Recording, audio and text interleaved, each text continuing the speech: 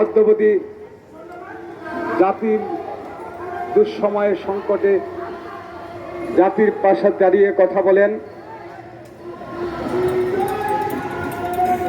একজন মৃত্যুঞ্জয়ী নেতা, দেশপ্রেমিক নেতা, তাবাদের শক্তির একজন প্রতিকৃতি, আর কারা নির্যাতিত নেতা জনাব জয়নাল আবেদিন ফারুক। স্বাধীনতা নাই, দেশের স্বাধীনতা হুমকির সম্মুখীন। আজকে দেশের নিরাপত্তা নাই, আজকে দেশের হায়দার থানায় পড়েছে, সকলের সবাই পড়েছে। দেশ আজকে রক্ষা করতে হবে। দেশকে রক্ষা করতে হলে বাংলাদেশের জনতা ঐক্যবদ্ধ হতে হবে, এদেশের মানুষ ঐক্যবদ্ধ হতে হবে। প্রধানমন্ত্রীকে বলতে চাই, আপনার বাবার দিকে দৃষ্টি দিন। শেখ মুজিব দেশের এই শেখ মুজিবের দিকে তাকান। তার শাসনামলে টাটার দলেরা তাকে প্রশ্নবিদ্ধ করেছিল। শেখ মুজিবের সময় লক্ষ লক্ষ মানুষকে হামলা দিয়ে নির্যাতন করেছিল। 40,000 মায়ের বুককে খালি করা হয়েছিল, সেই ঋণ পরিশোধ করা হয়েছে।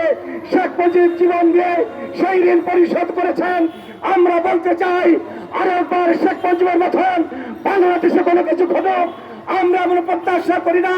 আমরা প্রধানমন্ত্রীকে বলতে চাই, স্বাধীনতা অর্জন করেছি, মুক্তিযুদ্ধের মধ্য দিয়ে স্বাধীনতা অর্জন করেছি।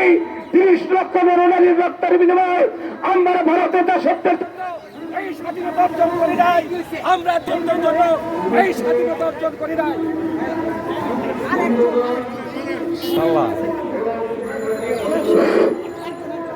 দিল্লির দাসরা স্বাধীনতা অর্জন করে নাই। স্বাধীনতা আমরা রক্ষা করব। আমরা স্বাধীনতা রক্তের বিনিময়ে রয়েছে, রক্তের বিনিময়ে প্রয়োজনে এই স্বাধীনতা রক্ষা করব। আজকে স্বাধীনতার পরিবারের উপর হুমকি চলছে, হত্যা করার ষড়যন্ত্র করেছে।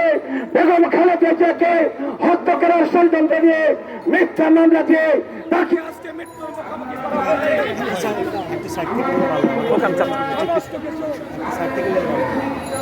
আরো করতে চান, সেই ভারতীয় সেবা দাসরা প্রধানমন্ত্রীকে ঘিরে ফেলেছেন। আমি প্রধানমন্ত্রীকে বলতে চাই, এদেশের মানুষের পক্ষে আসেন, জনগণের পক্ষে আসেন, জনগণের কথা শোনেন, মেহনতি মানুষের কথা শোনেন। দেশ আপনার শাসনামলে কোন স্তরে গিয়েছে। আজকে দেশকে রক্ষা করতে হবে। একদলীয় শাসন ব্যবস্থাকে ভেঙেছে, রাষ্ট্রীয় গণতন্ত্র প্রতিষ্ঠা করতে হবে। আজকে যে চুক্তি আপনি করে,